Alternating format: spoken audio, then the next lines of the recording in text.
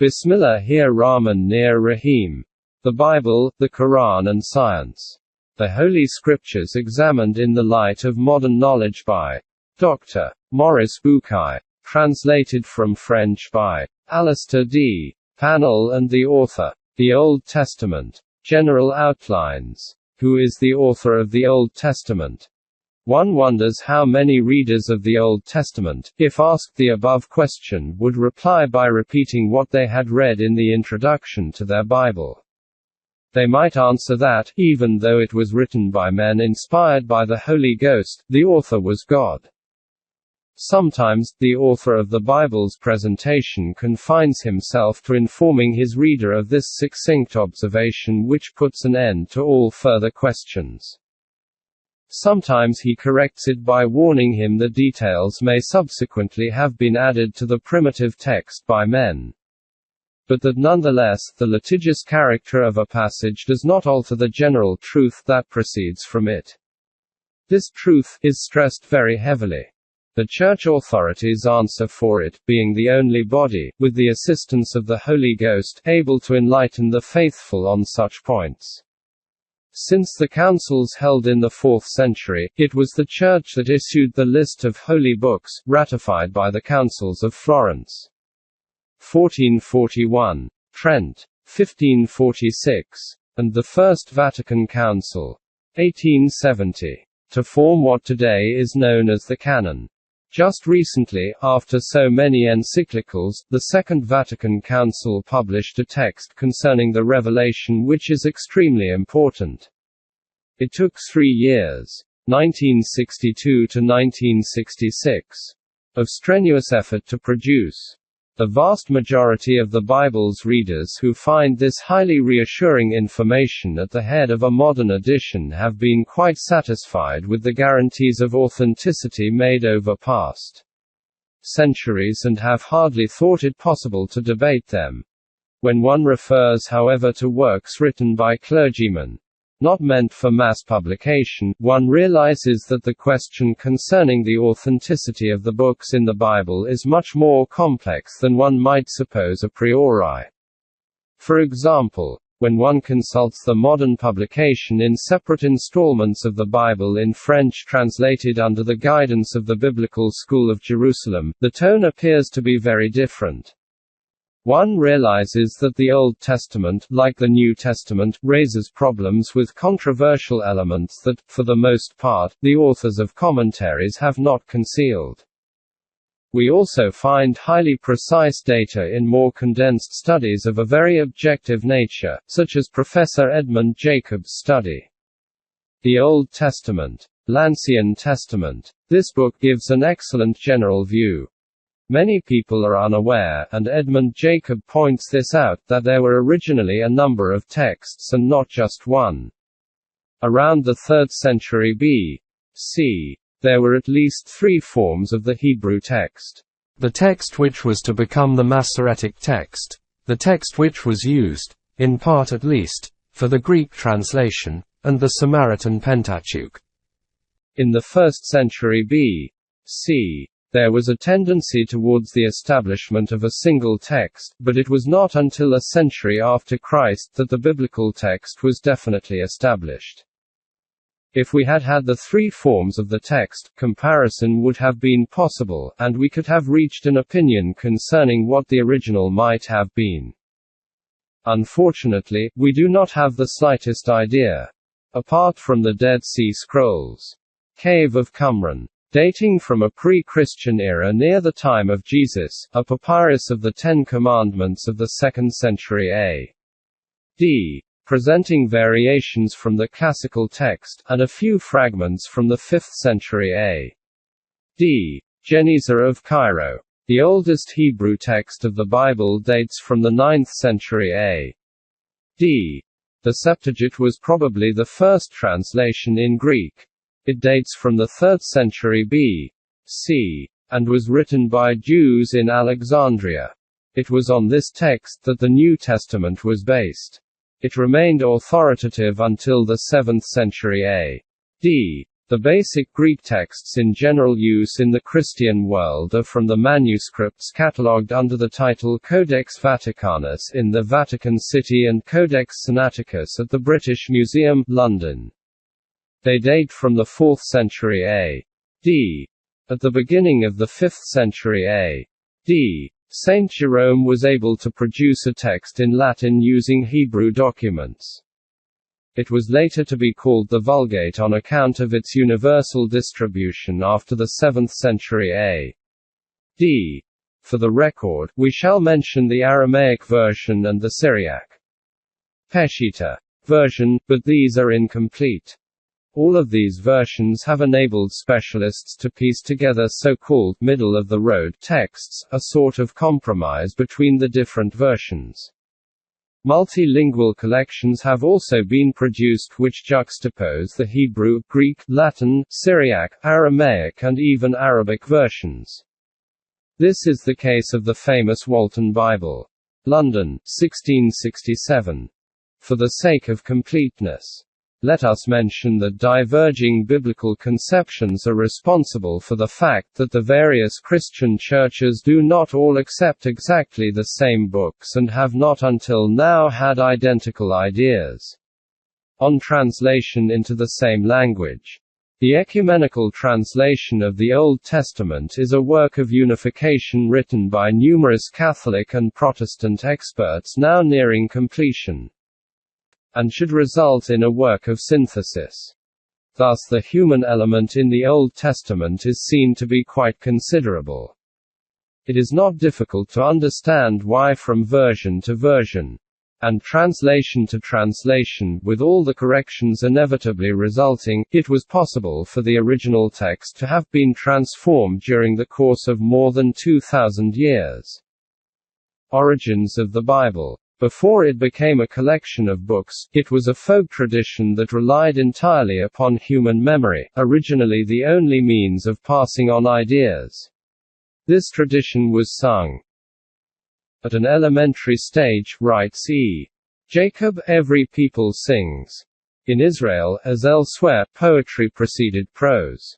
Israel sang long and well, led by circumstances of his history to the heights of joy and the depths of despair. Taking part with intense feeling in all that happened to it, for everything in their eyes had a sense, Israel gave its song a wide variety of expression. They sang for the most diverse reasons and E. Jacob mentions a number of them to which we find the accompanying songs in the Bible. Eating songs, harvest songs, songs connected with work, like the famous well song. Numbers 21:17. Wedding songs, as in the Song of Songs, and mourning songs. In the Bible there are numerous songs of war, and among these we find the Song of Deborah. Judges chapter 5, 1-32. Exalting Israel's victory desired and led by Yahweh himself. Numbers 10:35. And whenever the Ark of Alliance set out, Moses said, Arise, O Yahweh, and let thy enemies be scattered, and let them that hate thee neigh before thee. There are also the Maxims and Proverbs. Book of Proverbs, Proverbs and Maxims of the historic books. Words of blessing and curse, and the laws decreed to man by the prophets on reception of the divine mandate. E. Jacobs notes that these words were either passed down from family to family or channeled through the sanctuaries in the form of an account of the history of God's chosen people. History quickly turned into fable, as in the fable of Jotham. Judges chapter 9, 7-21. Where the trees went forth to anoint a king over them. And they asked in turn the olive tree, the fig tree, the vine and the bramble, which allows E. Jacob to note, animated by the need to tell a good story, the narration was not perturbed by subjects or times whose history was not well known, from which he concludes, it is probable that what the Old Testament narrates about Moses and the patriarchs only roughly corresponds to the succession of historic facts. The narrators, however, even at the stage of oral transmission, were able to bring into play such grace and imagination to blend between them highly varied episodes, that when all is said and done, they were able to present as a history that was fairly credible to critical thinkers what happened at the beginning of humanity and the world.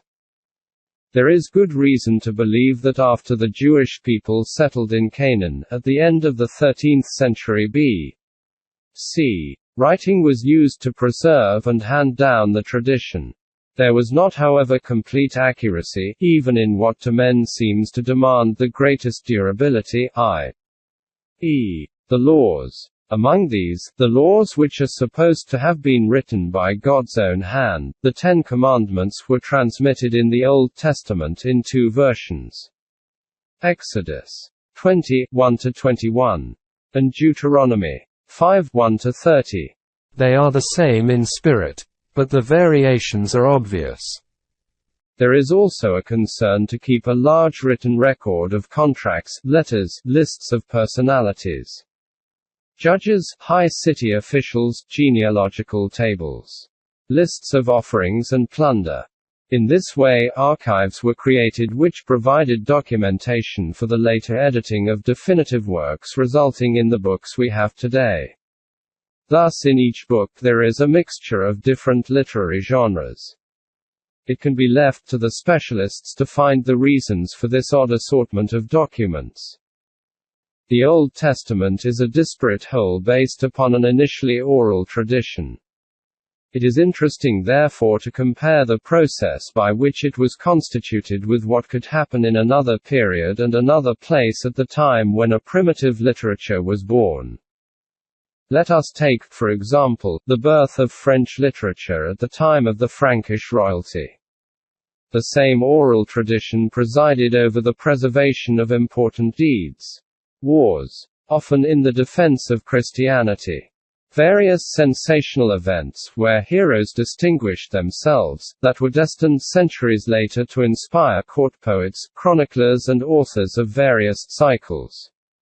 In this way, from the 11th century A.D. onwards, these narrative poems, in which reality is mixed with legend, were to appear and constitute the first monument in epic poetry. The most famous of all is the Song of Roland, La Chanson de Roland, a biographical chant about a feat of arms in which Roland was the commander of Emperor Charlemagne's rearguard on its way home from an expedition in Spain. The sacrifice of Roland is not just an episode invented to meet the needs of the story. It took place on the 15th of August 778. In actual fact it was an attack by Basques living in the mountains. This literary work is not just legend. It has a historical basis, but no historian would take it literally. This parallel between the birth of the Bible and a secular literature seems to correspond exactly with reality.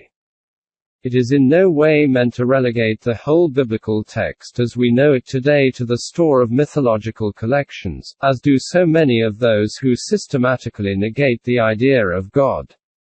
It is perfectly possible to believe in the reality of the creation, God's transmission to Moses of the Ten Commandments, divine intercession in human affairs, e.g., at the time of Solomon.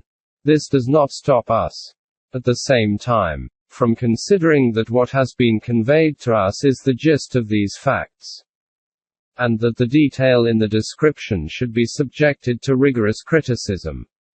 The reason for this being that the element of human participation in the transcription of originally oral traditions is so great.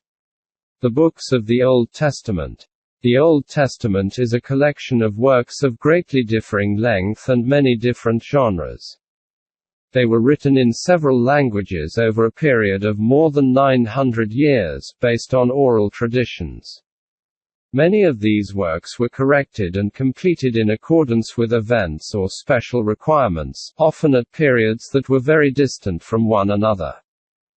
This copious literature probably flowered at the beginning of the Israelite monarchy, around the 11th century B.C. It was at this period that a body of scribes appeared among the members of the royal household. They were cultivated men whose role was not limited to writing. The first incomplete writings, mentioned in the preceding chapter, may date from this period. There was a special reason for writing these works down. There were a certain number of songs mentioned earlier. The prophetic oracles of Jacob and Moses, the Ten Commandments and, on a more general level, the legislative texts which established a religious tradition before the formation of the law. All these texts constitute fragments scattered here and there throughout the various collections of the Old Testament. It was not until a little later, possibly during the 10th century B.C., that the so-called Yahvist text of the Pentateuch was written. This text was to form the backbone of the first 5 books ascribed to Moses. Later, the so-called Elohist text was to be added, and also the so-called sacerdotal version. The initial Yahvist text deals with the origins of the world up to the death of Jacob. This text comes from the southern kingdom, Judah. At the end of the 9th century and in the middle of the 8th century B.C., the prophetic influence of Elias and Elisha took shape and spread. We have their books today. This is also the time of the Elohist text of the Pentateuch, which covers a much smaller period than the Yahvist text because it limits itself to facts relating to Abraham, Jacob and Joseph. The books of Joshua and Judges date from this time. The 8th century B.C. saw the appearance of the writer prophets Amos and Hosea in Israel, and Micah in Judah. In 721 B.C., the fall of Samaria put an end to the kingdom of Israel. The kingdom of Judah took over its religious heritage. The collection of Proverbs dates from this period, distinguished in particular by the fusion into a single book of the Yahvist and Elohist texts of the Pentateuch. In this way the Torah was constituted. Deuteronomy was written at this time. In the second half of the 7th century B.C., the reign of Josiah coincided with the appearance of the prophet Jeremiah, but his work did not take definitive shape until a century later. Before the first deportation to Babylon in 598 B.C., there appeared the books of Zephaniah, Nahum and Habakkuk. Ezekiel was already prophesying during this first deportation. The fall of Jerusalem in 587 B.C. marked the beginning of the second deportation, which lasted until 538 B.C. The Book of Ezekiel, the last great prophet and the prophet of exile, was not arranged into its present form until after his death by the scribes that were to become his spiritual inheritors. These same scribes were to resume Genesis in a third version, the so-called sacerdotal version, for the section going from the creation to the death of Jacob. In this way a third text was to be inserted into the central fabric of the Yahvist and Elohist texts of the Torah. We shall see later on, in the books written roughly 2 and 4 centuries earlier, an aspect of the intricacies of this third text. It was at this time that the Lamentations appeared. On the order of Cyrus, the deportation to Babylon came to an end in 538 B.C. The Jews returned to Palestine and the temple at Jerusalem was rebuilt. The prophets' activities began again, resulting in the books of Haggai, Zechariah, the third book of Isaiah, Malachi, Daniel and Baruch. The last being in Greek. The period following the deportation is also the period of the books of wisdom. Proverbs was written definitively around 480 B.C. Job in the middle of the 5th century B.C. Ecclesiastes or Qoheleth dates from the 3rd century B.C., as do the Song of Songs, Chronicles I and II, Ezra and Nehemiah. Ecclesiasticus or Sirach appeared in the 2nd century B.C. The Book of Wisdom and the Book of Maccabees I and II were written 1 century before Christ. The books of Ruth, Esther and Jonah are not easily datable. The same is true for Tobit and Judith. All these dates are given on the understanding that there may have been subsequent adaptations. Since it was only circa 1 century before Christ that form was first given to the writings of the Old Testament. For many this did not become definitive until 1 century after Christ. Thus the Old Testament appears as a literary monument to the Jewish people, from its origins to the coming of Christianity. The books it consists of were written, completed and revised between the 10th and the 1st centuries B.C. This is in no way a personal point of view on the history of its composition. The essential data for this historical survey were taken from the entry The Bible in the Encyclopaedia Universalis J. P. Sandros, a professor at the Dominican faculties, Saltshore.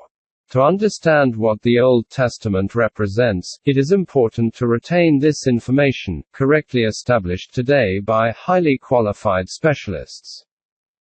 A revelation is mingled in all these writings, but all we possess today is what men have seen fit to leave us. These men manipulated the texts to please themselves, according to the circumstances they were in and the necessities they had to meet. When these objective data are compared with those found in various prefaces to Bibles destined today for mass publication, one realizes that facts are presented in them in quite a different way. Fundamental facts concerning the writing of the books are passed over in silence. Ambiguities which mislead the reader are maintained, facts are minimalized to such an extent that a false idea of reality is conveyed. A large number of prefaces or introductions to the Bible misrepresent reality in this way. In the case of books that were adapted several times, like the Pentateuch, it is said that certain details may have been added later on. A discussion of an unimportant passage of a book is introduced, but crucial facts warranting lengthy expositions are passed over in silence. It is distressing to see such inaccurate information on the Bible maintained for mass publication. The Torah or Pentateuch. Torah is the Semitic name. The Greek expression, which in English gives us Pentateuch, designates a work in 5 parts. Genesis, Exodus, Leviticus, Numbers and Deuteronomy. These were to form the 5 primary elements of the collection of 39 volumes that makes up the Old Testament. This group of texts deals with the origins of the world up to the entry of the Jewish people into Canaan, the land promised to them after their exile in Egypt, more precisely until the death of Moses. The narration of these facts serves however as a general framework for a description of the provisions made for the religious and social life of the Jewish people, hence the name Law or Torah. Judaism and Christianity for many centuries considered that the author was Moses himself. Perhaps this affirmation was based on the fact that God said to Moses, Exodus chapter 17:14, "Write this, the defeat of Amalek, as a memorial in a book," or again, talking of the Exodus from Egypt, Moses wrote down their starting places. Numbers 33:2. And finally, and Moses wrote this law. Deuteronomy chapter 31:9. From the 1st century B.C. onwards, the theory that Moses wrote the Pentateuch was upheld. Flavius Josephus and Philo of Alexandria maintain it. Today, this theory has been completely abandoned. Everybody is in agreement on this point. The New Testament nevertheless ascribes the authorship to Moses. Paul, in his letter to the Romans 10:5, quoting from Leviticus, affirms that Moses writes that the man who practices righteousness which is based on the law, etc. John, in his Gospel 5:46-47, makes Jesus say the following: "If you believed Moses, you would believe me, for he wrote of me. But if you do not believe his writings, how will you believe my words?" We have here an example of editing, because the Greek word that corresponds to the original, written in Greek, is a pistuete, so that the evangelist is putting an affirmation into Jesus's mouth that is totally wrong. The following demonstrates this. I am borrowing the elements of this demonstration from Father de Vaux, head of the Biblical School of Jerusalem. He prefaced his French translation of Genesis in 1962 with a general introduction to the Pentateuch which contained valuable arguments. These ran contrary to the affirmations of the evangelists on the authorship of the work. In question, Father de Vaux reminds us that the Jewish tradition which was followed by Christ and his apostles was accepted up to the end of the Middle Ages. The only person to contest this theory was Aben Ezra in the 12th century. It was in the 16th century that Kallstadt noted that Moses could not have written the account of his own death in Deuteronomy 34, 5-12. The author then quotes other critics who refuse to ascribe to Moses a part, at least, of the Pentateuch. It was above all the work of Richard Simon, father of the Oratory, Critical History of the Old Testament. Histoire critique du Vieux Testament. 1678, that underlined the chronological difficulties, the repetitions, the confusion of the stories and stylistic differences in the Pentateuch. The book caused a scandal. Simon's line of argument was barely followed in history books at the beginning of the 18th century. At this time, the references to antiquity very often proceeded from what Moses had written. One can easily imagine how difficult it was to combat a legend strengthened by Jesus himself who, as we have seen, supported it in the New Testament. It is to Jean Estruc, Louis XV's doctor, that we owe the decisive argument. By publishing, in 1753, his conjectures on the original writings which it appears Moses used to compose the Book of Genesis. Conjectures sur les mémoires originaux dont il paraît que Moïse s'est servi pour composer le livre de la Genèse. He placed the accent on the plurality of sources. He was probably not the first to have noticed it, but he did however have the courage to make public an observation of prime importance. Two texts, each denoted by the way in which God was named either Yahweh or Elohim, were present side by side in Genesis. The latter therefore contained two juxtaposed texts. Eichhorn, 1780–1783, made the same discovery for the other four books.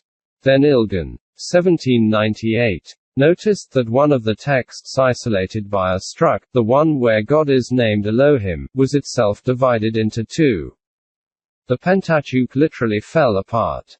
The 19th century saw an even more minute search into the sources. In 1854, four sources were recognized. They were called the Yahvist version, the Elohist version, Deuteronomy, and the sacerdotal version. It was even possible to date them. 1. The Yahvist version was placed in the 9th century B.C. Written in Judah. 2. The Elohist version was probably a little more recent. Written in Israel. 3. Deuteronomy was from the 8th century B.C. for some. Jacob. And from the time of Josiah for others. Father de Vaux. 4. The sacerdotal version came from the period of exile or after the exile. 6th century B.C. It can be seen that the arrangement of the text of the Pentateuch spans at least 3 centuries. The problem is, however, even more complex. In 1941, A. Lodz singled out 3 sources in the Yahvist version. 4 in the Elohist version, 6 in Deuteronomy, 9 in the sacerdotal version, not including the additions spread out among 8 different authors, writes Father de Vaux. More recently, it has been thought that many of the constitutions or laws contained in the Pentateuch had parallels outside the Bible going back much further than the dates ascribed to the documents themselves. And that many of the stories of the Pentateuch presupposed a background that was different from and older than the one from which these documents were supposed to have come. This leads on to an interest in the formation of traditions. The problem then appears so complicated that nobody knows where he is anymore. The multiplicity of sources brings with it numerous disagreements and repetitions. Father de Vaux gives examples of this overlapping of traditions in the case of the flood. The kidnapping of Joseph, his adventures in Egypt, disagreement of names relating to the same character, differing descriptions of important events. Thus the Pentateuch is shown to be formed from various traditions brought together more or less skillfully by its authors.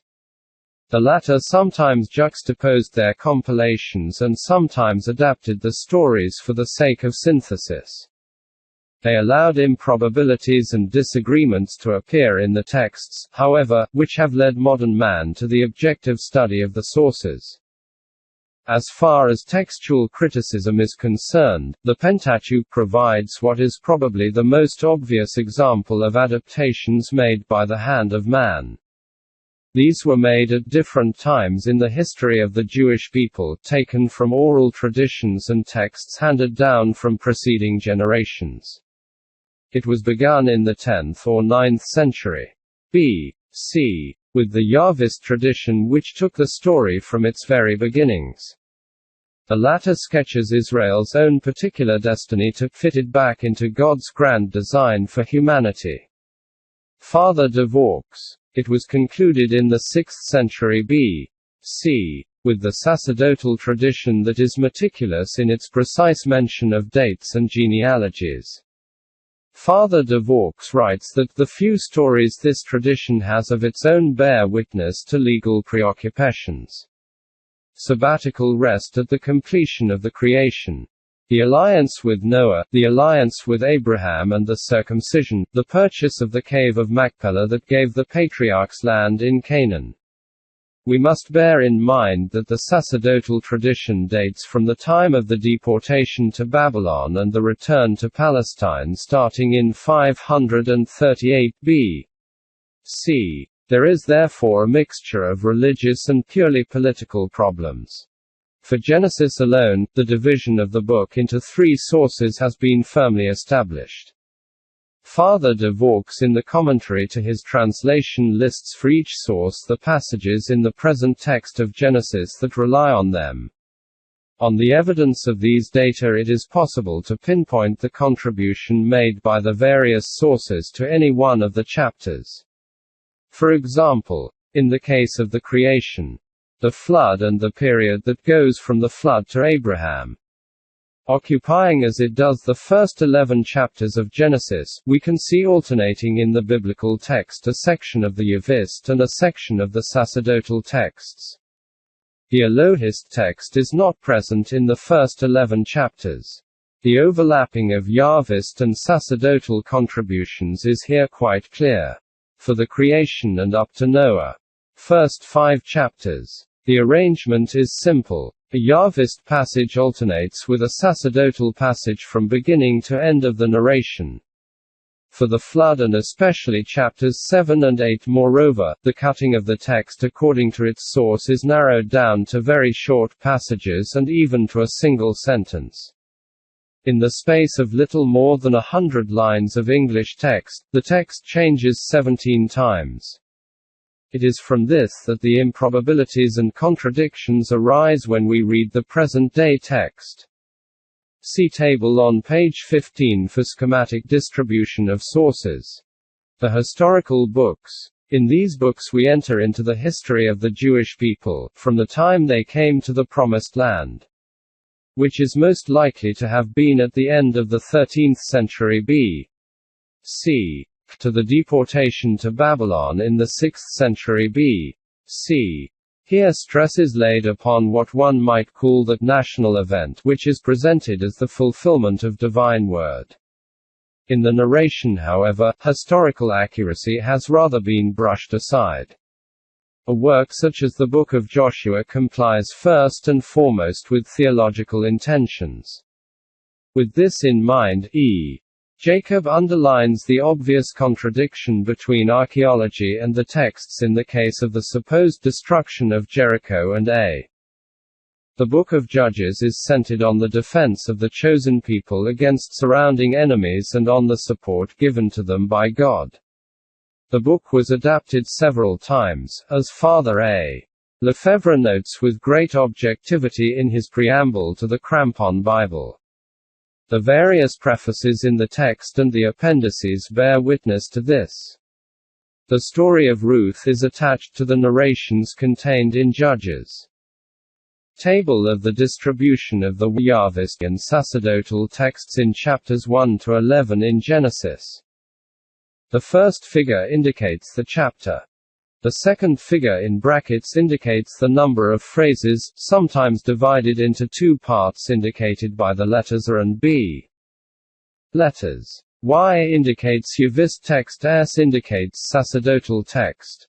Example: the first line of the table indicates from chapter 1, phrase 1 to chapter 2, phrase 4a. The text published in present-day Bibles is the sacerdotal text. 1, 2, 4a, s. 2, 4b, 4, 26, y, 5, 1, 5, 32, s. 6, 1, 6, 8, y, 6, 9, 6, 22, s. 7, 1, 7, 5, y, 7, 6, s. 7, 7, 7, 10, y adapted, 7, 11, s. 7, 12, y, 7, 13, 7, 16a, s. 7, 16b, 7, 17, y, 7, 18, 7, 21, s. 7, 22, 7, 23, y, 7, 24, 8, 2a, s. 8, 2b, 5, y, 8, 3, 8, 12, s. 8, 6, 8y, 8, 13a, s. 8, 13b, 19, y, 8, 14, 8, 22, s. 8, 20, 8, 17, y, 9, 1, 9, 27, s. 9, 18, 9, 7, y, 9, 28, 10, 19, s. 10, 8, 10, 23, y, 10, 20, 10, 30, s. 10, 24, 10, 32, y, 10, 31, 10, 9, s. 11, 1, 11, 32, y, 11, 10, 11 s. What simpler illustration can there be of the way men have manipulated the biblical scriptures? The Book of Samuel and the two books of Kings are above all biographical collections concerning Samuel, Saul, David, and Solomon. Their historic worth is the subject of debate. From this point of view, Jacob finds numerous errors in it, because there are sometimes two and even three versions of the same event. The prophets Elias, Elisha and Isaiah also figure here, mixing elements of history and legend. For other commentators, such as Father A. Lefebvre, the historical value of these books is fundamental. Chronicles I and II, the Book of Ezra and the Book of Nehemiah have a single author, called the chronicler, writing in the 4th century B.C. He resumes the whole history of the creation up to this period, although his genealogical tables only go up to David. In actual fact, he is using above all the Book of Samuel and the Book of Kings, mechanically copying them out without regard to the inconsistencies. Jacob. But he nevertheless adds precise facts that have been confirmed by archaeology. In these works care is taken to adapt history to the needs of theology. Jacob notes that the author sometimes writes history according to theology. To explain the fact that King Manasseh, who was a sacrilegious persecutor, had a long and prosperous reign, he postulates a conversion of the king during a stay in Assyria. Chronicles 2:33. although there is no mention of this in any biblical or non-biblical source.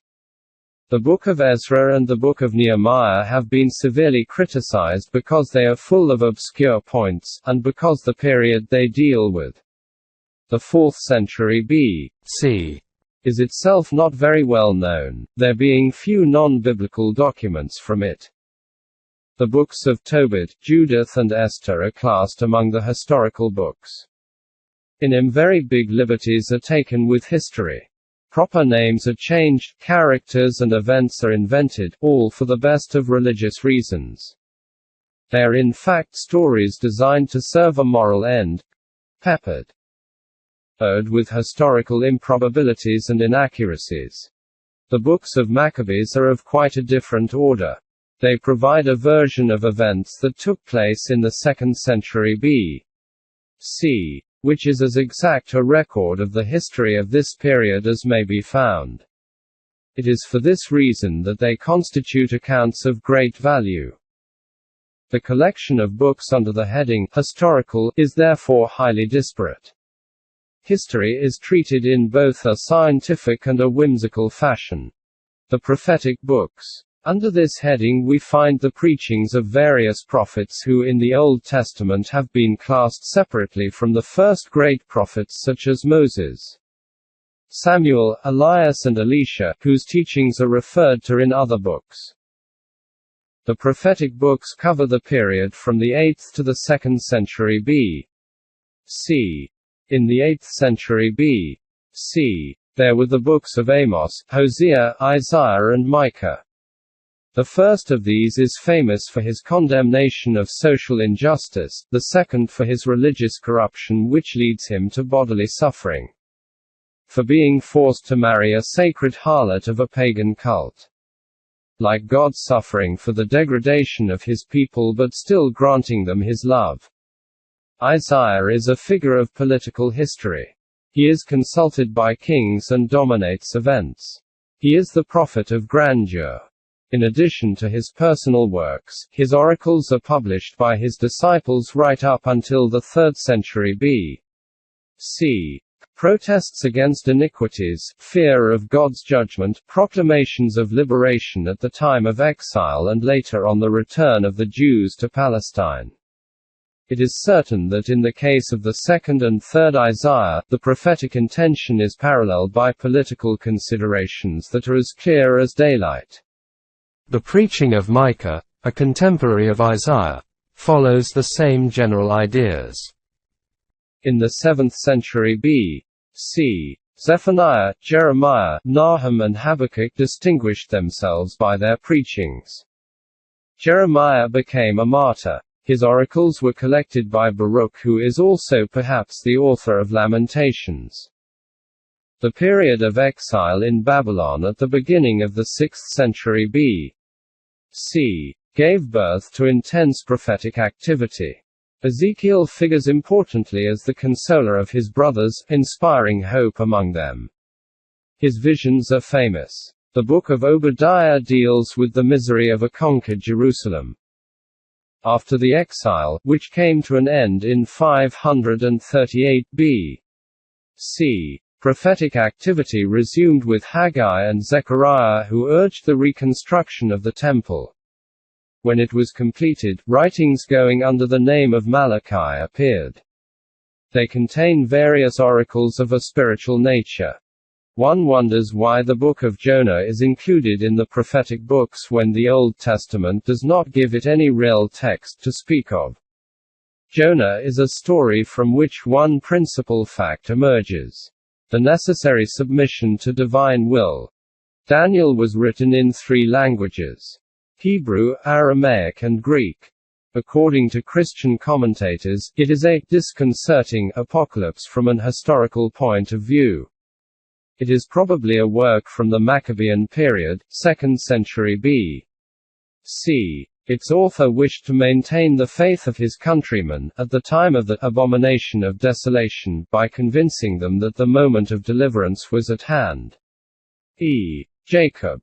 The books of poetry and wisdom. These form collections of unquestionable literary unity.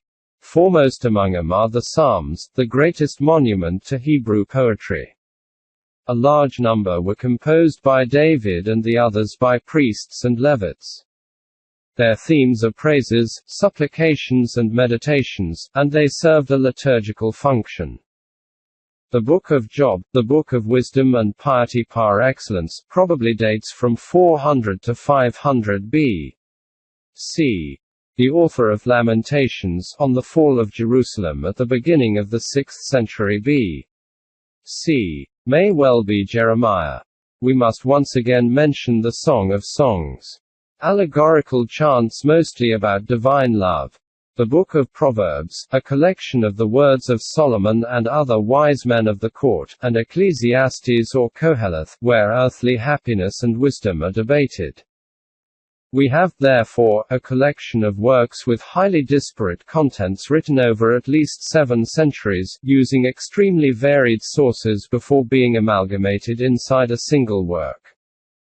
How was this collection able, over the centuries, to constitute an inseparable whole and with a few variations according to community become the book containing the Judeo-Christian revelation? This book was called in Greek the canon, because of the idea of intangibility it conveys. The amalgam does not date from the Christian period, but from Judaism itself, probably with a primary stage in the 7th century B.C. before later books were added to those already accepted. It is to be noted, however, that the first 5 books, forming the Torah or Pentateuch, have always been given pride of place. Once the proclamations of the prophets, the prediction of a chastisement commensurate with misdemeanor, had been fulfilled, there was no difficulty in adding their texts to the books that had already been admitted. The same was true for the assurances of hope given by these prophets. By the 2nd century B.C., the canon of the prophets had been formed. Other books, e.g., Psalms, on account of their liturgical function, were integrated along with further writings, such as Lamentations, the Book of Wisdom and the Book of Job.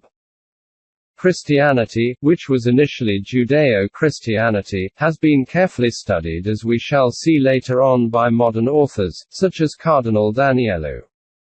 Before it was transformed under Paul's influence, Christianity accepted the heritage of the Old Testament without difficulty. The authors of the Gospels adhered very strictly to the latter.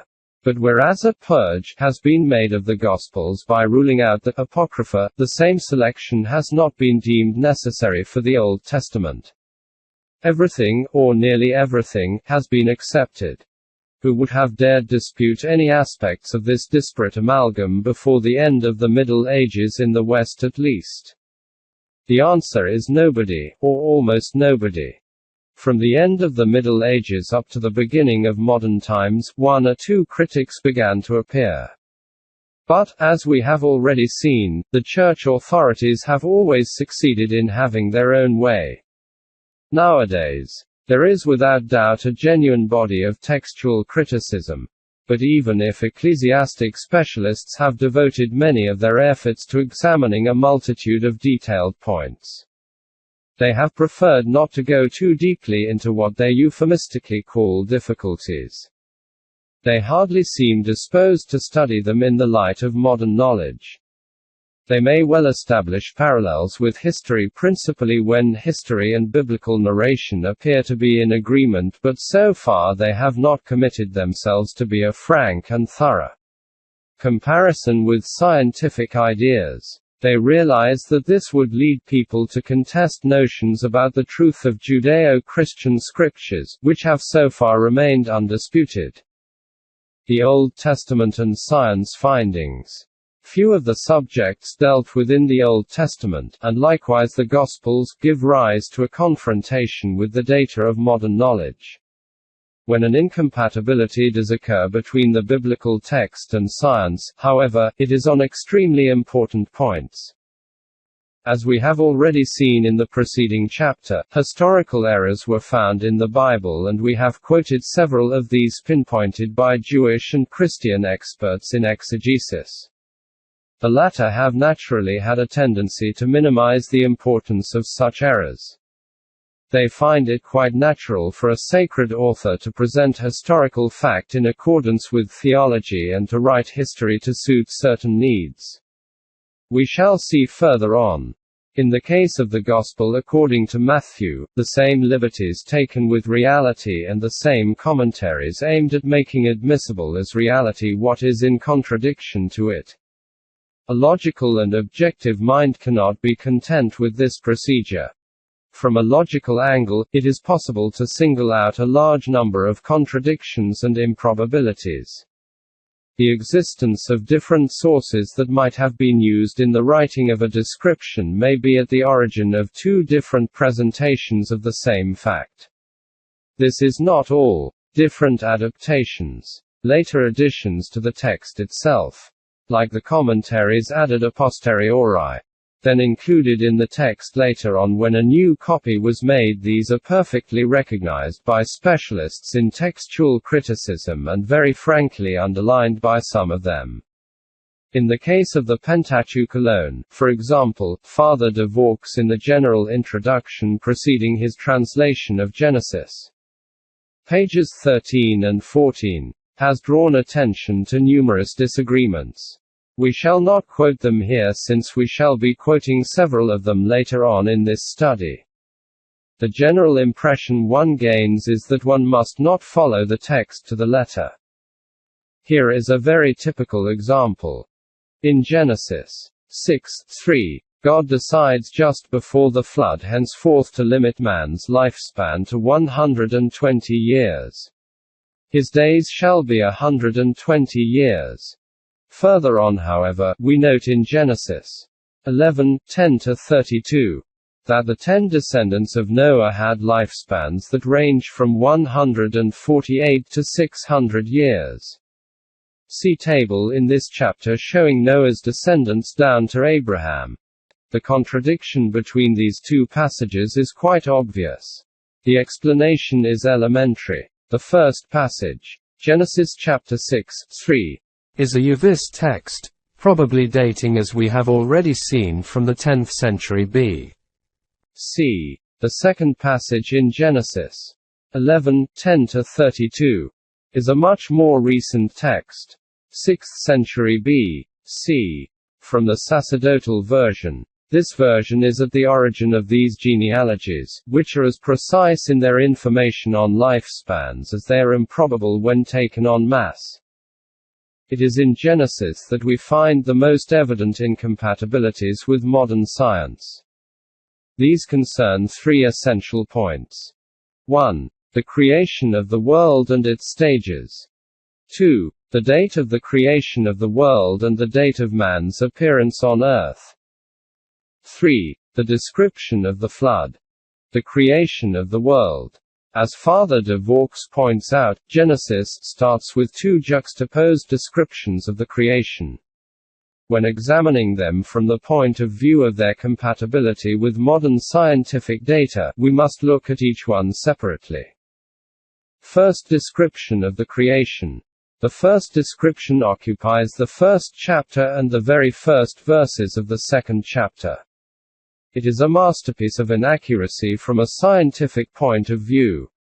It must be examined one paragraph at a time. The text reproduced here is from the Revised Standard Version of the Bible. Chapter 1, verses 1 and 2. In the beginning God created the heavens and the earth. The earth was without form and void, and darkness was upon the face of the deep.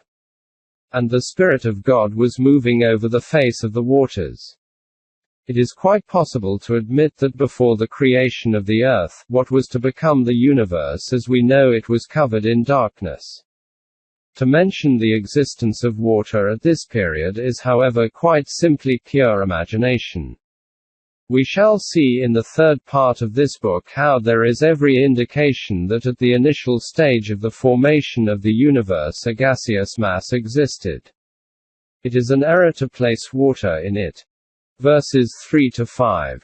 And God said, "Let there be light, and there was light. And God saw that the light was good." And God separated the light from the darkness. God called the light day, and the darkness he called night. And there was evening and there was morning, one day. The light circulating in the universe is the result of complex reactions in the stars. We shall come back to them in the third part of this work. At this stage in the creation, however, according to the Bible, the stars were not yet formed. The lights of the firmament are not mentioned in Genesis until verse 14, when they were created on the fourth day, to separate the day from the night, to give light upon earth. All of which is accurate. It is illogical, however, to mention the result. Light. On the first day, when the cause of this light was created 3 days later. The fact that the existence of evening and morning is placed on the first day is moreover, purely imaginary. The existence of evening and morning as elements of a single day is only conceivable after the creation of the earth and its rotation under the light of its own star, the sun. Verses 6-8. And God said, Let there be a firmament in the midst of the waters, and let it separate the waters from the waters. And God made the firmament and separated the waters which were under the firmament from the waters which were above the firmament. And it was so. And God called the firmament heaven. And there was evening and there was morning, a second day.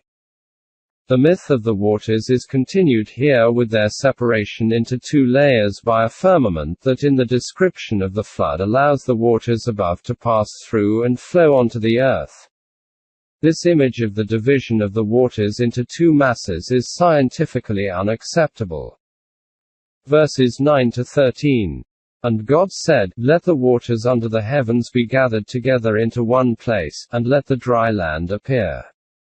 And it was so. God called the dry land earth, and the waters that were gathered together he called seas. And God saw that it was good.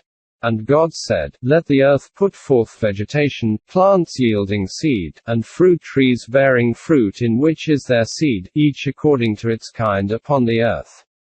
And it was so. The earth brought forth vegetation, plants yielding seed according to their own kinds, and trees bearing fruit in which is their seed, each according to its kind. And God saw that it was good. And there was evening and there was morning, a third day. The fact that continents emerged at the period in the Earth's history, when it was still covered with water, is quite acceptable scientifically. What is totally untenable is that a highly organized vegetable kingdom with reproduction by seed could have appeared before the existence of the sun. In Genesis it does not appear until the 4th day. And likewise the establishment of alternating nights and days. Verses 14-19. And God said, Let there be lights in the firmaments of the heavens to separate the day from night. And let them be for signs and for seasons and for days and years, and let them be lights in the firmament of the heavens to give light upon the earth. And it was so. And God made the 2 great lights, the greater light to rule the day, and the lesser light to rule the night. He made the stars also. And God set them in the firmament of the heavens to give light upon earth, to rule over the day and over the night, and to separate the light from the darkness. And God saw that it was good. And there was evening and there was morning, a 4th day. Here the biblical author's description is acceptable. The only criticism one could level at this passage is the position it occupies in the description as a whole. Earth and moon emanated, as we know, from their original star, the sun. To place the creation of the sun and moon after the creation of the earth is contrary to the most firmly established ideas on the formation of the elements of the solar system. Verses 20-30. And God said, Let the waters bring forth swarms of living creatures, and let birds fly above the earth across the firmament of the heavens. So God created the great sea monsters and every living creature that moves with which the waters swarm, according to their kinds, and every winged bird according to its kind.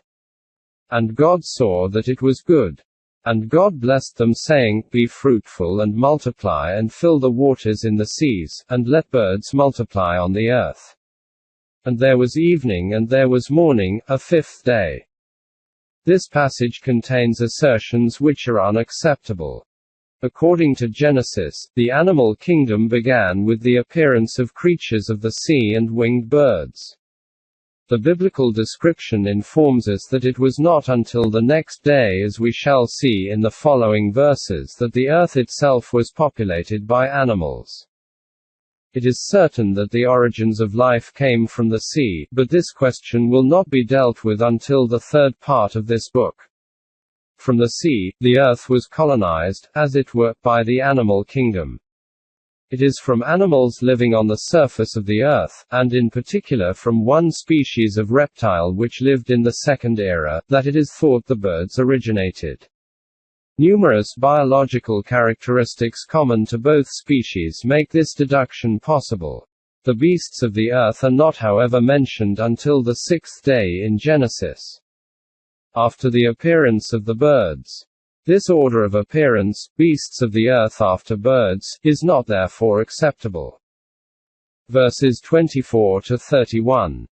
And God said, Let the earth bring forth living creatures according to their kinds. Cattle and creeping things and beasts of the earth according to their kinds. And it was so. And God made the beasts of the earth according to their kinds, and the cattle according to their kinds, and everything that creeps upon the ground according to its kind. And God saw that it was good. Then God said, Let us make man in our image, after our likeness.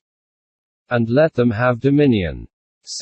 Over the fish of the sea, and over the birds of the air, and over the cattle, and over all the earth, and over every creeping thing that creeps upon the earth. So God created man in his own image, in the image of God he created him. Male and female he created them. And God blessed them, and God said to them, Be fruitful and multiply, and fill the earth and subdue it. And have dominion over the fish of the sea and over the birds of the air and over every living thing that moves upon the earth. And God said, Behold, I have given you every plant yielding seed which is upon the face of the earth, and every tree with seed in its fruit. You shall have them for food. And to every beast of the earth, and to every bird of the air, and to everything that creeps on the earth, everything that has the breath of life, I have given every green plant for food. And it was so. And God saw everything that he had made, and behold, it was very good. And there was evening and there was morning, a sixth day. This is the description of the culmination of the creation. The author lists all the living creatures not mentioned before and describes the various kinds of food for man and beast. As we have seen, the error was to place the appearance of beasts of the earth after that of the birds. Man's appearance is, however, correctly situated after the other species of living things.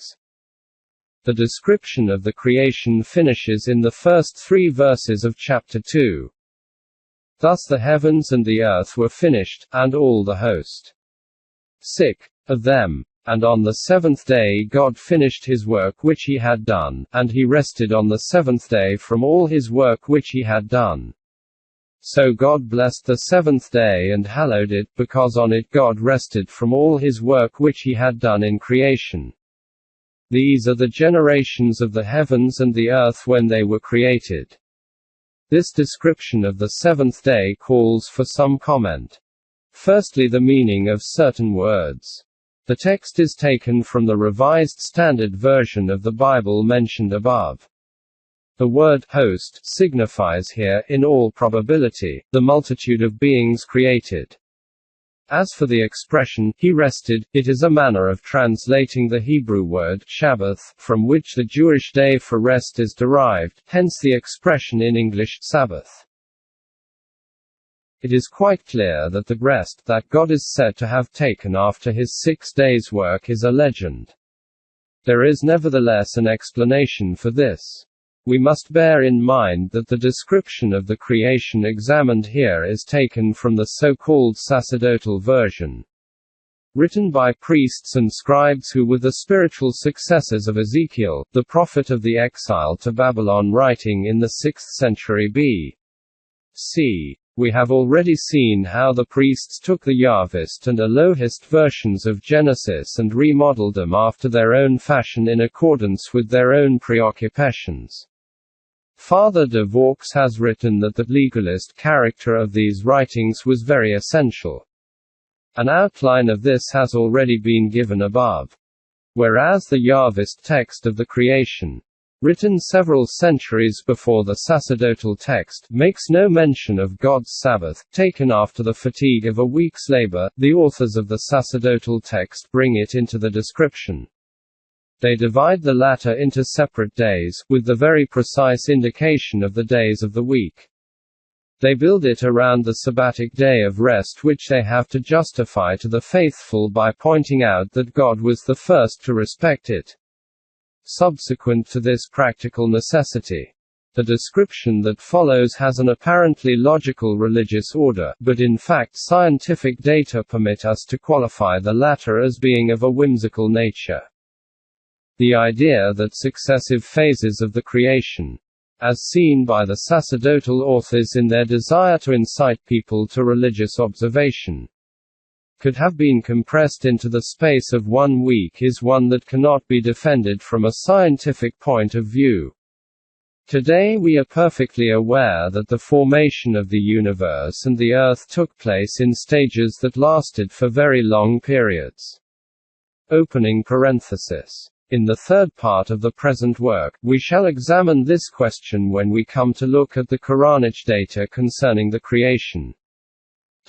Even if the description came to a close on the evening of the 6th day, without mentioning the 7th day, that Sabbath, when God is said to have rested, and even if, as in the Quranic description, we were permitted to think that they were in fact undefined periods rather than actual days, the sacerdotal description would still not be any more acceptable.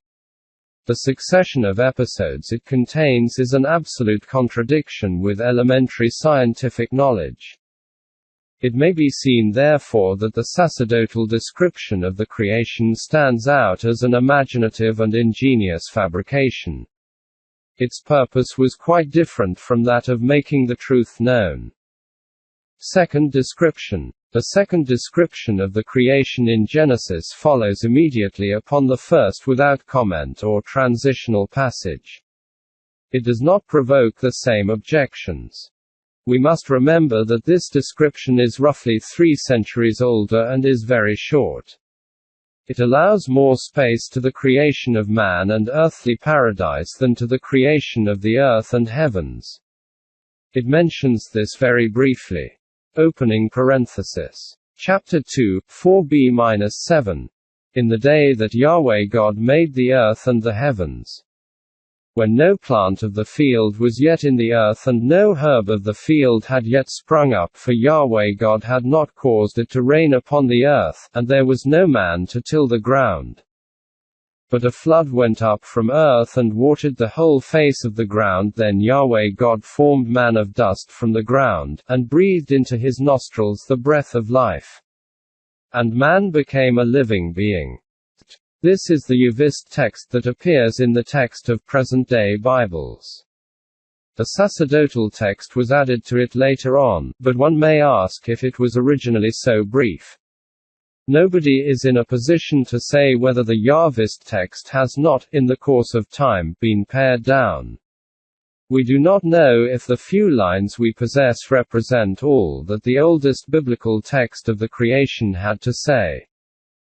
The Yahvist description does not mention the actual formation of the earth or the heavens. It makes it clear that when God created man, there was no vegetation on earth. It had not yet rained, even though the waters of the earth had covered its surface.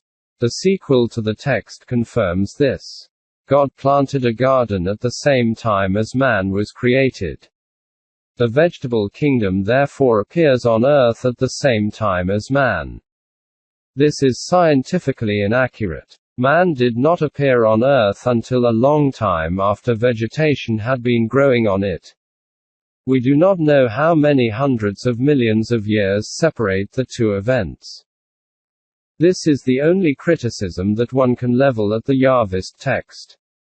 The fact that it does not place the creation of man in time in relation to the formation of the world and the earth. Unlike the sacerdotal text, which places them in the same week, frees it from the serious objections raised against the latter. The date of the world's creation and the date of man's appearance on earth. The Jewish calendar, which follows the data contained in the Old Testament, places the dates of the above very precisely. The second half of the Christian year 1975 corresponds to the beginning of the 5736th year of the creation of the world. The creation of man followed several days later, so that he has the same numerical age, counted in years, as in the Jewish calendar. There is probably a correction to be made on account of the fact that time was originally calculated in lunar years, while the calendar used in the West is based on solar years. This correction would have to be made if one wanted to be absolutely exact, but as it represents only 3%, it is of very little consequence. To simplify our calculations, it is easier to disregard it. What matters here is the order of magnitude. It is therefore of little importance if, over 1,000 years, our calculations are 30 years out. We are nearer the truth in following this Hebraic estimate of the creation of the world if we say that it happened roughly 37 centuries before Christ. What does modern science tell us? It would be difficult to reply to the question concerning the formation of the universe. All we can provide figures for is the era in time when the solar system was formed. It is possible to arrive at a reasonable approximation of this. The time between it and the present is estimated at 4.5 billion years. We can therefore measure the margin separating the firmly established reality we know today and the data taken from the Old Testament. We shall expand on this in the third part of the present work. These facts emerge from a close scrutiny of the biblical text. Genesis provides very precise information on the time that elapsed between Adam and Abraham.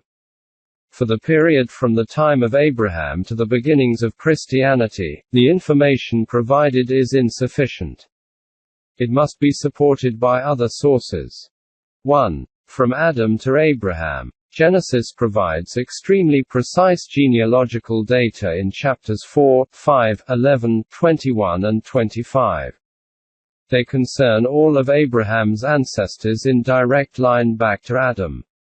They give the length of time each person lived, the father's age at the birth of the son, and thus make it easily possible to ascertain the dates of birth and death of each ancestor in relation to the creation of Adam, as the table indicates. All the data used in this table come from the sacerdotal text of Genesis, the only biblical text that provides information of this kind. It may be deduced, according to the Bible, that Abraham was born 1948 years after Adam. Abraham's genealogy. Name, date of birth after creation of Adam. Length of life. Date of death after creation of Adam. Adam 930. Seth 130-912-1042. Enosh 235-905-1140. Kenan 325-910-1235. Mahalalel 395-895-1290. Jared 460-962-1422. Enoch 622-365-987. Methuselah 687-969-1656. Lamech 874-777-1651. Noah 1056-950-2006. Shem 1556-600-2156. Arpachshad 1658-438-2096. Scheller 1693-4332122. Eber 1723-464-2187. Peleg 175723919996. Reu 178723922026. Serig 181923022049. Nahor 184914819997. Terra 187820522083. Abraham 194817522123. 2. From Abraham to the beginnings of Christianity. The Bible does not provide any numerical information on this period that might lead to such precise estimates as those found in Genesis on Abraham's ancestors. We must look to other sources to estimate the time separating Abraham from Jesus. At present, allowing for a slight margin of error, the time of Abraham is situated at roughly 18 centuries before Jesus. Combined with information in Genesis on the interval separating Abraham and Adam, this would place Adam at roughly 38 centuries before Jesus. This estimate is undeniably wrong. The origins of this inaccuracy arise from the mistakes in the Bible on the Adam-Abraham period. The Jewish tradition still founds its calendar on this. Nowadays, we can challenge the traditional defenders of biblical truth with the incompatibility between the whimsical estimates of Jewish priests living in the 6th century B.C. and modern data. For centuries, the events of antiquity relating to Jesus were situated in time according to information based on these estimates.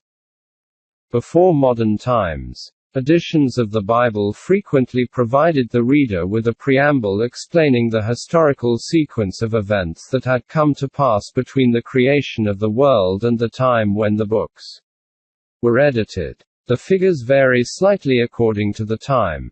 For example, the Clementine Vulgate, 1621, gave this information, although it did place Abraham a little earlier and the creation at roughly the 40th century B.C. Walton's Polyglot Bible, produced in the 17th century, in addition to biblical texts in several languages, gave the reader tables similar to the one shown here for Abraham's ancestors.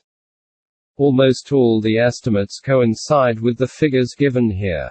With the arrival of modern times, editors were no longer able to maintain such whimsical chronologies without going against scientific discovery that placed the creation at a much earlier date. They were content to abolish these tables and preambles. But they avoided warning the reader that the biblical texts on which these chronologies were based had become obsolete and could no longer be considered to express the truth. They preferred to draw a modest veil over them, and invent set phrases of cunning dialectics that would make acceptable the text as it had formerly been, without any subtractions from it. This is why the genealogies contained in the sacerdotal text of the Bible are still honored. Even though in the 20th century one cannot reasonably continue to count time on the basis of such fiction. Modern scientific data do not allow us to establish the date of man's appearance on Earth beyond a certain limit. We may be certain that man, with the capacity for action and intelligent thought that distinguishes him from beings that appear to be anatomically similar to him, existed on Earth after a certain estimable date. Nobody, however, can say at what exact date he appeared. What we can say today is that remains have been found of a humanity capable of human thought and action whose age may be calculated in tens of thousands of years. This approximate dating refers to the prehistoric human species, the most recently discovered being the Cro-Magnon man. There have of course been many other discoveries all over the world of remains that appear to be human.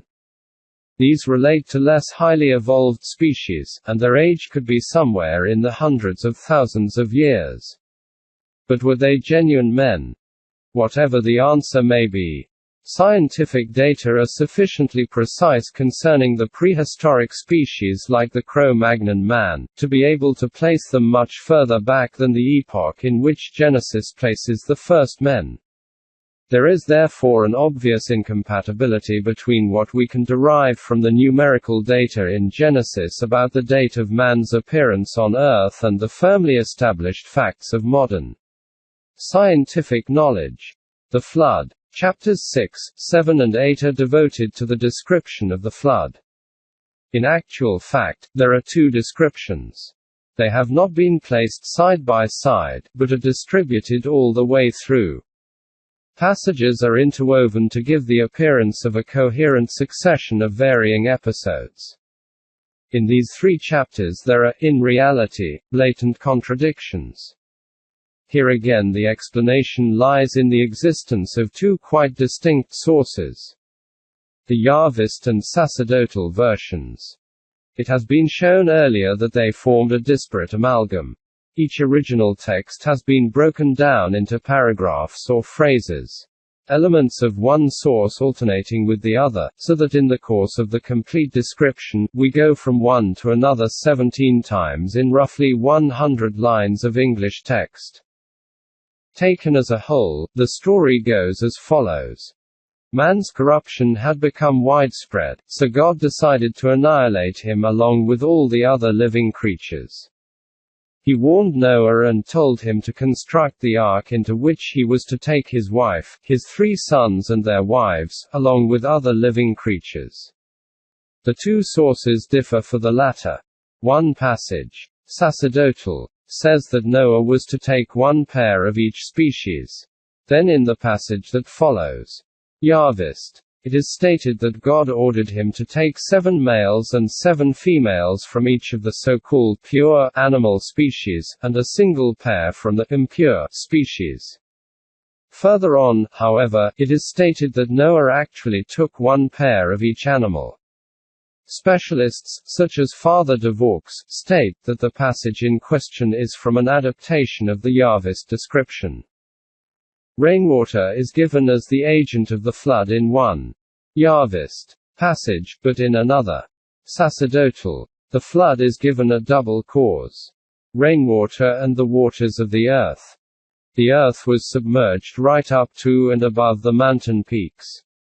All life perished. After 1 year, when the waters had receded, Noah emerged from the ark that had come to rest on Mount Ararat. One might add that the flood lasted differing lengths of time according to the source used. 40 days for the Yahvist version and 150 in the sacerdotal text.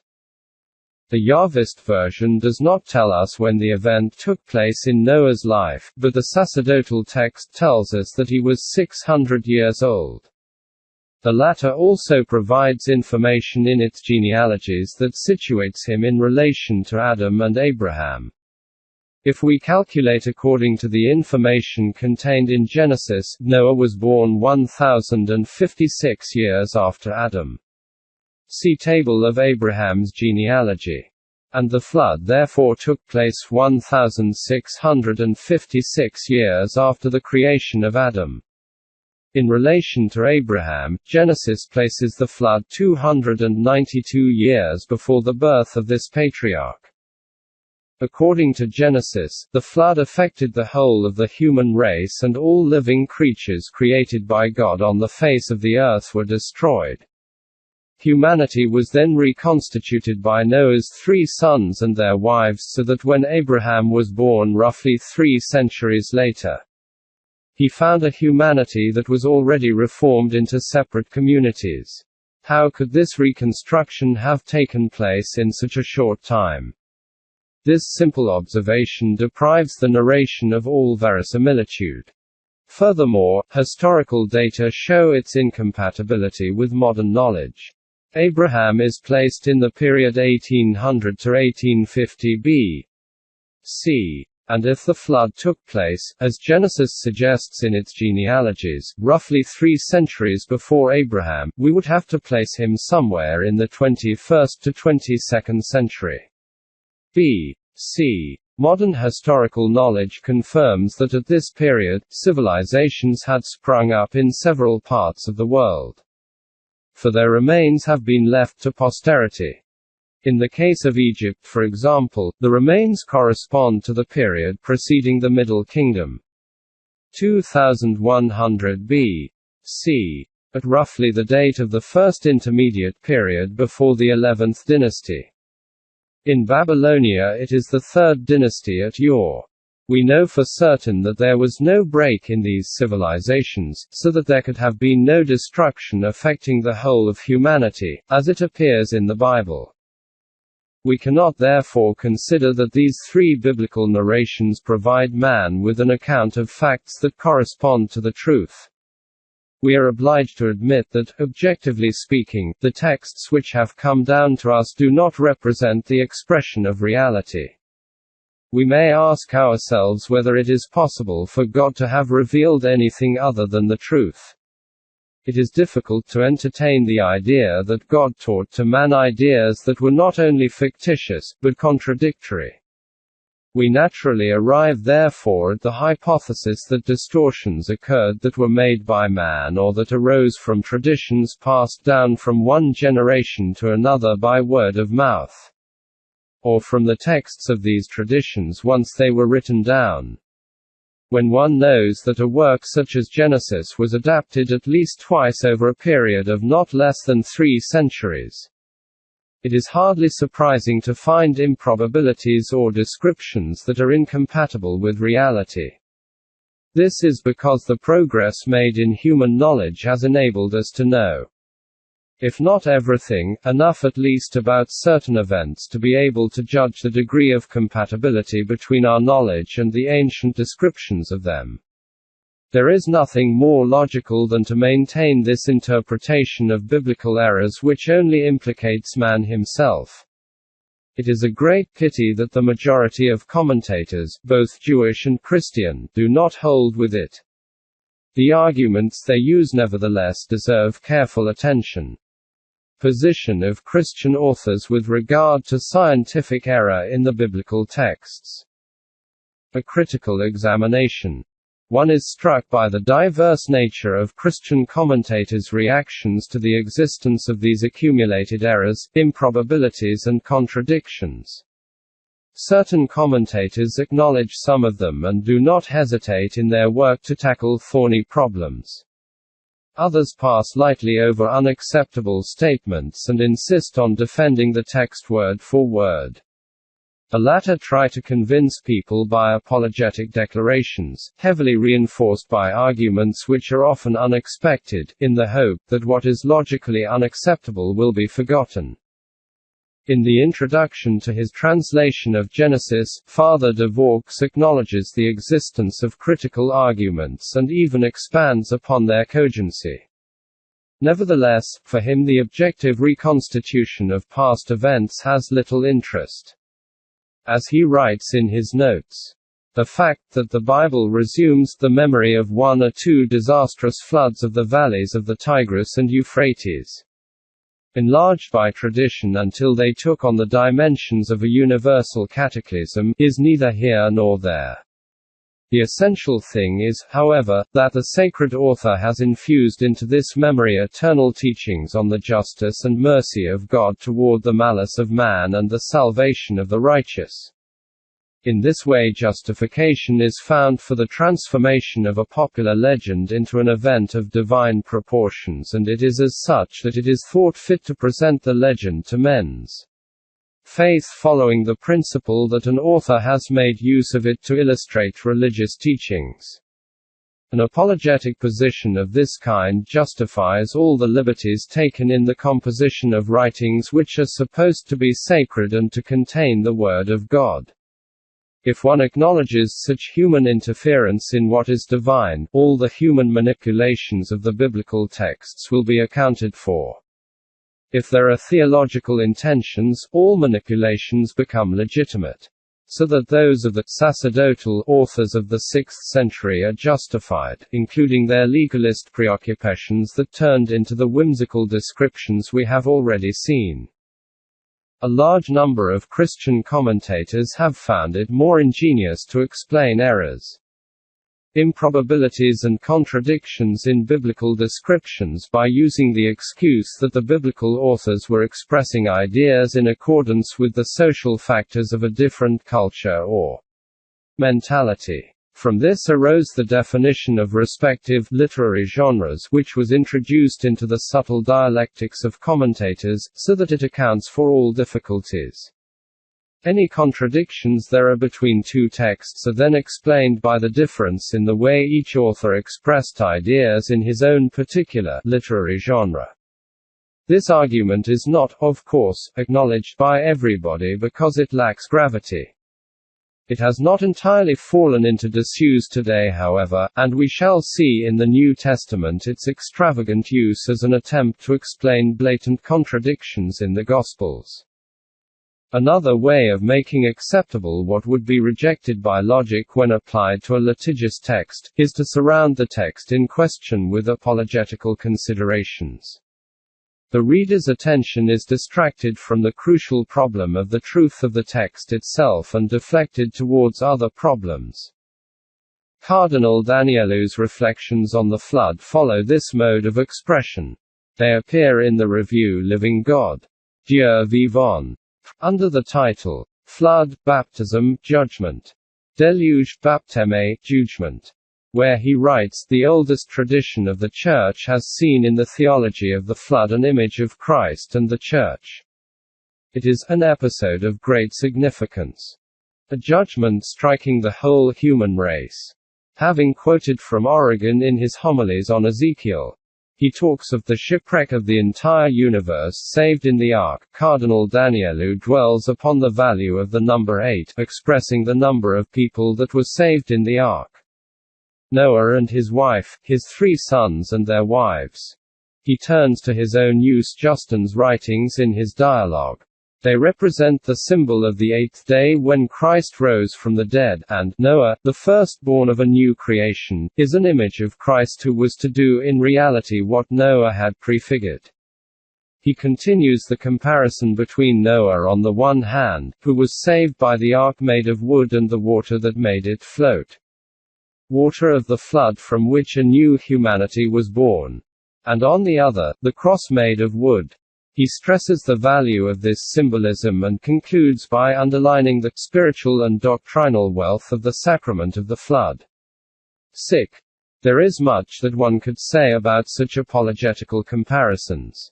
We should always remember that they are commentaries on an event that it is not possible to defend as reality, either on a universal scale or in terms of the time in which the Bible places it. With a commentary such as Cardinal Daniellou's, we are back in the Middle Ages where the text had to be accepted as it was and any discussion, other than conformist, was off the point. It is nevertheless reassuring to find that prior to that age of imposed obscurantism, highly logical attitudes were adopted. One might mention those of Saint Augustine which proceed from his thought, that was singularly advanced for the age he lived in. At the time of the Fathers of the Church, there must have been problems of textual criticism because Saint Augustine raises them in his letter number 82. The most typical of them is the following passage. It is solely to those books of Scripture which are called canonic that I have learned to grant such attention and respect that I firmly believe that their authors have made no errors in writing them. When I encounter in these books a statement which seems to contradict reality, I am in no doubt that either the text of my copy is faulty, or that the translator has not been faithful to the original, or that my understanding is deficient. It was inconceivable to Saint Augustine that a sacred text might contain an error. Saint Augustine defined very clearly the dogma of infallibility when confronted with a passage that seemed to contradict the truth, he thought of looking for its cause, without excluding the hypothesis of a human fault. This is the attitude of a believer with a critical outlook. In St. Augustine's day, there was no possibility of a confrontation between the biblical text and science. An open-mindedness akin to his would today eliminate a lot of the difficulties raised by the confrontation of certain biblical texts with scientific knowledge. Present-day specialists, on the contrary, go to great trouble to defend the biblical text from any accusation of error. In his introduction to Genesis, Father de Vaux explains the reasons compelling him to defend the text at all costs, even if, quite obviously, it is historically or scientifically unacceptable. He asks us not to view biblical history, according to the rules of historical study observed by people today, as if the existence of several different ways of writing history was possible. History, when it is told in an inaccurate fashion, as anyone will admit, becomes a historical novel. Here, however, it does not have to comply with the standards established by our conceptions. The biblical commentator rejects any verification of biblical descriptions through geology, paleontology, or pre-historical data. The Bible is not answerable to any of these disciplines. And were one to confront it with the data obtained from these sciences, it would only lead to an unreal opposition or an artificial concordance. One might point out that these reflections are made on what, in Genesis, is in no way in harmony with modern scientific data, in this case the first 11 chapters. When, however, in the present day, a few descriptions have been perfectly verified, in this case certain episodes from the time of the patriarchs, the author does not fail to support the truth of the Bible with modern knowledge. The doubt cast upon these descriptions should yield to the favorable witness that history and Eastern archaeology bear them. In other words, if science is useful in confirming the biblical description, it is invoked, but if it invalidates the latter, reference to it is not permitted. To reconcile the irreconcilable, i.e., the theory of the truth of the Bible with the inaccurate nature of certain facts reported in the descriptions in the Old Testament, modern theologians have applied their efforts to a revision of the classical concepts of truth. It lies outside the scope of this book to give a detailed exposé of the subtle ideas that are developed at length in works dealing with the truth of the Bible, such as O. Loretz's work, 1972, What is the Truth of the Bible? Quelle est la vérité de la Bible? This judgment concerning science will have to suffice. The author remarks that the Second Vatican Council has avoided providing rules to distinguish between error and truth in the Bible. Basic considerations show that this is impossible, because the Church cannot determine the truth or otherwise of scientific methods in such a way as to decide in principle and on a general level the question of the truth of the Scriptures. It is obvious that the Church is not in a position to make a pronouncement on the value of scientific method as a means of access to knowledge. The point here is quite different. It is not a question of theories, but of firmly established facts. In our day and age, it is not necessary to be highly learned to know that the world was not created 37 or 38 centuries ago. We know that man did not appear then and that the biblical genealogies on which this estimate is based have been proven wrong beyond any shadow of a doubt. The author quoted here must be aware of this. His statements on science are only aimed at sidestepping the issue so that he does not have to deal with it the way he ought to. The reminder of all these different attitudes adopted by Christian authors when confronted with the scientific errors of biblical texts is a good illustration of the uneasiness they engender. It recalls the impossibility of defining a logical position other than by recognizing their human origins and the impossibility of acknowledging that they form part of a revelation. The uneasiness prevalent in Christian circles concerning the revelation became clear at the Second Vatican Council, 1921–1965, where it took no less than 5 drafts before there was any agreement on the final text, after 3 years of discussions. It was only then that this painful situation threatening to engulf the Council came to an end, to use his Grace Weber's expression in his introduction to the Conciliar document. Number 4 on the Revelation. 2 sentences in this document concerning the Old Testament. Chapter 4. Page 53. Describe the imperfections and obsolescence of certain texts in a way that cannot be contested. In view of the human situation prevailing before Christ's foundation of salvation, the books of the Old Testament enable everybody to know who is God and who is man, and also the way in which God, in his justice and mercy, behaves towards men. These books, even though they contain material which is imperfect and obsolete, nevertheless bear witness to truly divine teachings. There is no better statement than the use of the adjectives imperfect and obsolete applied to certain texts, to indicate that the latter are open to criticism and might even be abandoned. The principle is very clearly acknowledged. This text forms part of a general declaration which was definitively ratified by 2,344 votes to 6. Nevertheless, one might question this almost total unanimity. In actual fact, in the commentaries of the official document signed by His Grace Weber, there is one phrase in particular which obviously corrects the solemn affirmation of the Council on the obsolescence of certain texts. Certain books of the Jewish Bible have a temporary application and have something imperfect in them. Obsolete, the expression used in the official declaration, is hardly a synonym for temporary application, to use the commentator's phrase. As for the epithet Jewish which the latter curiously adds, it suggests that the conciliar text only criticized the version in Hebrew. This is not at all the case. It is indeed the Christian Old Testament alone that, at the Council, was the object of a judgment concerning the imperfection and obsolescence of certain parts. Conclusions. The biblical scriptures must be examined without being embellished artificially with qualities one would like them to have. They must be seen objectively as they are. This implies not only a knowledge of the texts, but also of their history. The latter makes it possible to form an idea of the circumstances which brought about textual adaptations over the centuries. The slow formation of the collection that we have today, with its numerous subtractions and additions.